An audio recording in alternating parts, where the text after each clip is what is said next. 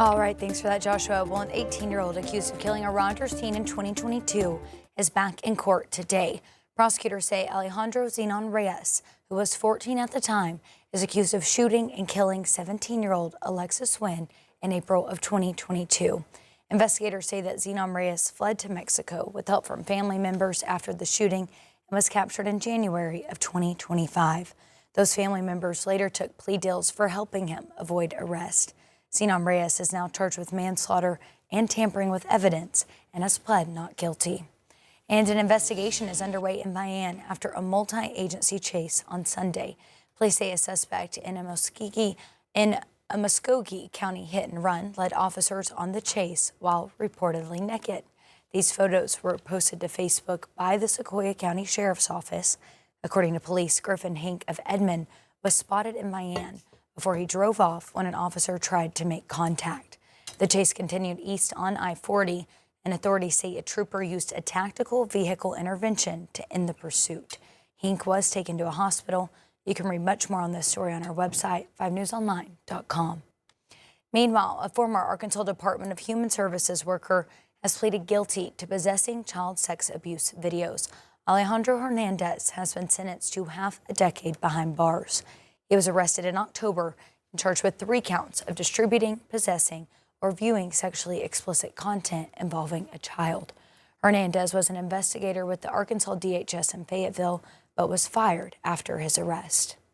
And today, thousands of American tourists in Mexico are being urged to shelter in place after a cartel leader's death triggered violent retaliation and major travel disruptions.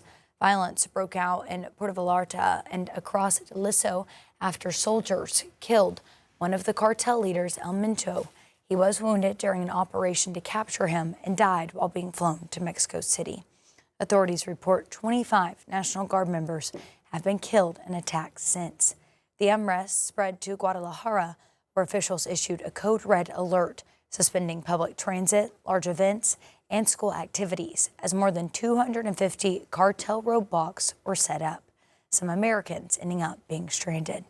There were no outgoing flights until Thursday. That does not take into consideration whether or not roads will even be open, the airport will be operating again. Lines grounded flights in and out of Puerto Vallarta, and officials say that the cartel roadblocks have now been cleared. President Trump is pushing ahead with new tariffs in the wake of the Supreme Court decision that wiped out many of the previously announced tariffs. And now trading partners around the world are trying to figure out how to respond. Natalie Brand has more.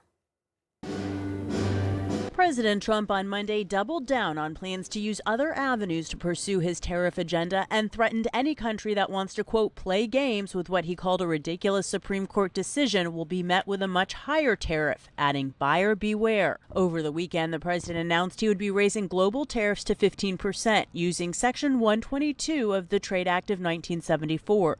But those can only remain in effect for 150 days. We don't have the same flexibility that IEEPA gave us. U.S. Trade Representative Jamison Greer was pressed on Face the Nation what happens when that 150 days is up. During that time, we're going to conduct investigations that can allow us to impose tariffs if it's justified by the investigation. So we expect to have continuity in the president's tariff program. We know that these laws work. They're tried and true. But trading partners around the world are facing new uncertainty. European Union officials convened an emergency meeting amid the confusion. Monday, the European Union delayed a vote to ratify the trade agreement between the EU and US that was agreed upon last year in Scotland. It's unclear if there will be additional measures or how the United States will really guarantee that the deal of Thornbury will be respected. Ambassador Greer told CBS News he expects the previously negotiated deals to stand. Natalie Brand, CBS News, the White House. Well, early voting is underway with Election Day set for March 3rd, and Fayetteville Public Schools is asking voters to extend its millage.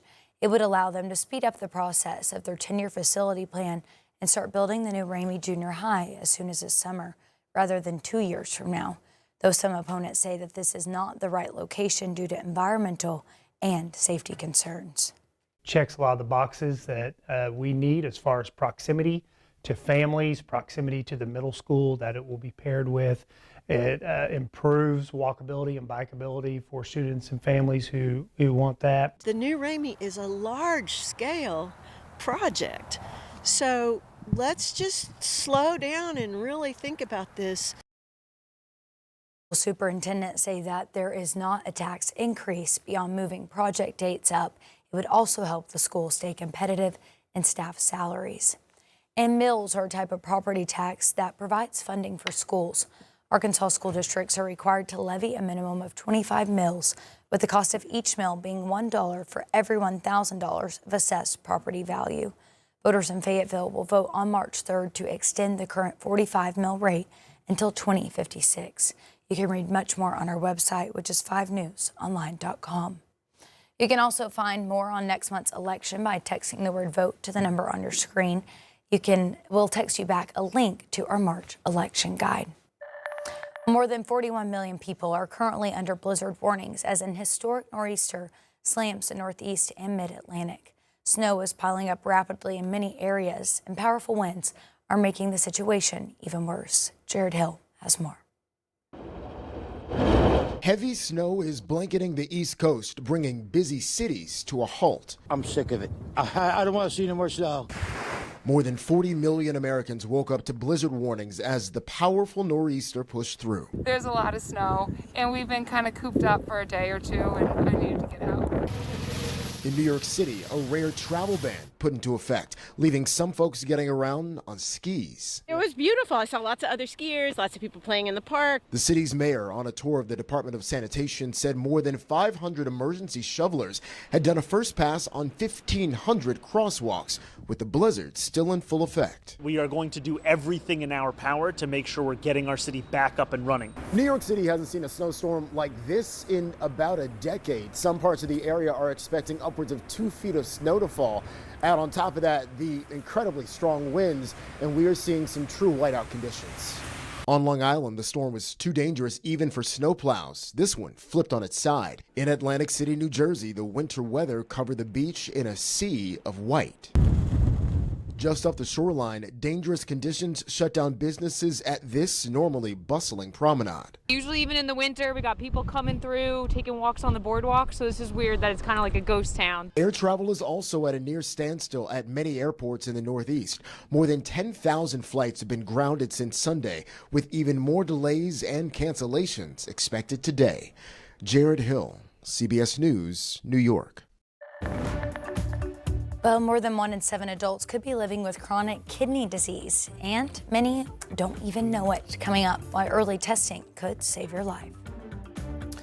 Yeah, it's noon, and some of us still feel below freezing out there.